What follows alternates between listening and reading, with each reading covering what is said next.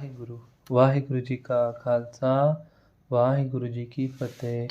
जन्म साखी श्री गुरु नानक देव जी की। भाई बाले वाली महाप्रस्थान की साखी। भाई बाले ने कहा, हे महाराज अंगद देव जी, अब हम सब की सदगुरु श्री नानक देव जी महाराज की महायात्रा सुनने की इच्छा है। कृपा आप सुनाए, अर्थात महाराज का महाप्रस्थान किस प्रकार हुआ।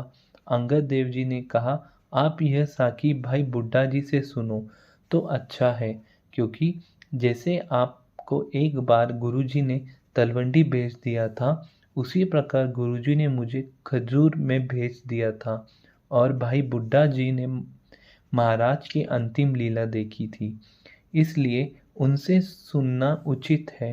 तब भाई बाले ने कहा, भाई बुड्ढा जी, आप पूर्ण सिख हैं तथा श्री गुरु नानक देव जी के परम प्यारे हैं।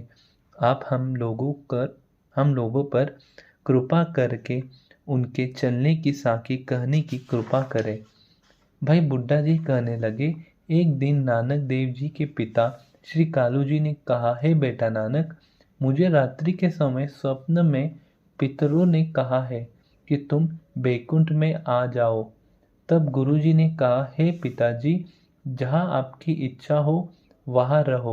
कालू जी ने कहा, हे बेटा, तेरी कृपा से हम लोग शरीर से तो न्यारे हैं, जन्म और मरण यह तो शरीर का धर्म है, हमें तो तुम्हारे दर्शनों की लालसा रहती है।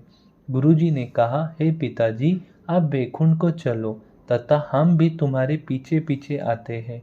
यह सुनकर कालू बेदी ने अपनी तमाम संपत्ति आदि तो अपने दोनों पुत्रों को अर्थात श्रीचंद जी तथा लक्ष्मीचंद जी को दे दी और आधी संपत्ति दान कर दी तथा रावी नदी के तट पर आसन लगाकर श्वास नियम प्रारंभ कर दिया।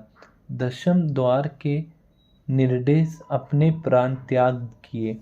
तब गुरुजी ने अपने पिताजी के शरीर का अंतिम संस्कार बहुत ही श्रद्धापूर्वक किया।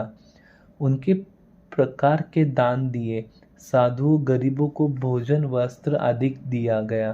उनके चतुर्थ दिन को माता तुप्ता जी ने भी अपना नश्वर शरीर त्याग दिया। उसी प्रकार रावी के तट पर गुरुजी ने माता जी का भी अंतिम संस्कार विधि पूर्वक किया। दान पुण्यादिक सभी काम प्रेम भाव से किए गए। गुरुजी ने तमाम संगत को प्रेम सुंदर उपदेश दिया। गुरुजी करतारपुर में एक पीपल के नीचे अपना पलंग बिछाकर बैठ रहे थे। गुरुजी के घर में एक कमलिया सिख सेवक था। वह घास लेने वन को गया तो उसने 3 योगी मिले। उन्होंने कमले को बुलाकर कहा, हे कमलिया, वे जो मिट्टी का डेला पड़ा है, इसे उठाकर हमारी ओर से गुरु नानक देव जी को हमारा संदेश देना। उसने कहा, जी मैं घास खोद कर ले जाऊंगा, तब आपका संदेश दे दूंगा।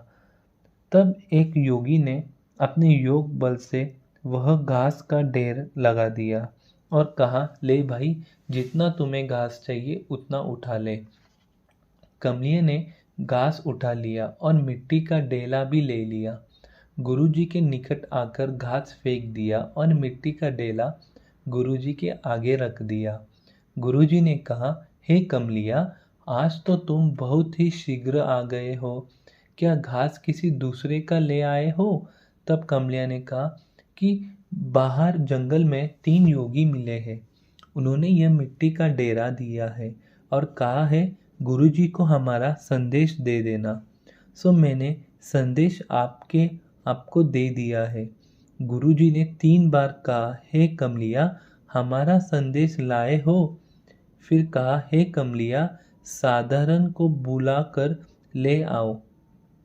कहना कि 2 बाही और मूछ का वान ले करके शीघ्र ही आओ। गुरुजी प्रसाद भी साधारण के घर से ही खाया करते थे तथा वस्त्र भी साधारण के दिए हुए ही पहना करते थे।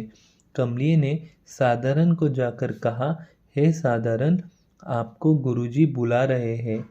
2 भाई और मुंज का वाना साथ लेकर जल्दी ही चलो।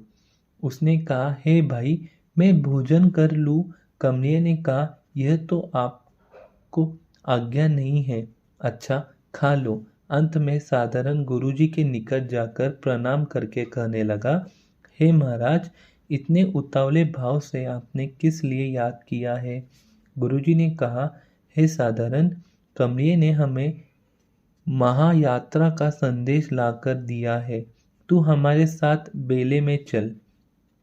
तब गुरुजी और साधारण दोनों बेले में गए। गुरुजी का अपना खेत तो 8 बीच में होगा। वह जाकर कहा, हे साधारण, वह स्थान कैसा है? साधारण ने कहा, हे महाराज, यह स्थान तो उत्तम है। गुरुजी ने कहा, हमारी लकड़ी यहाँ एकत्रित करनी, परंतु यह बात किसी को नहीं कहनी।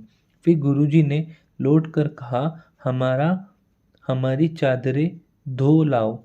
तब साधारण जाकर चादरें धो कर ले आया। गुरुजी ने कहा, इसे हमारे कोठरी में रख छोड़ो और हमारे पर अच्छी प्रकार पोंछ कर ठीक कर दे, परंतु जप साहिब का पाठ करते रहना। साधारण ने वैसे ही किया। जब मकान ठीक हो गया, तब साधारण ने गुरुजी के आगे प्रार्थना की कि हे महाराज, आप चल कर देख लो। गुरुजी देखकर अति प्रसन्न हुए। तब साधारण गुरुजी ने आशीर्वाद दिया। वाहिगुरु जी का खालसा, श्री वाहिगुरु जी की फतेह। यह थी साकी महाप्रस्थान की। कल हम सुनेंगे इसके आगे फिर क्या हुआ। वाहिगुरु जी का खालसा, वाहिगुरु जी की फतेह।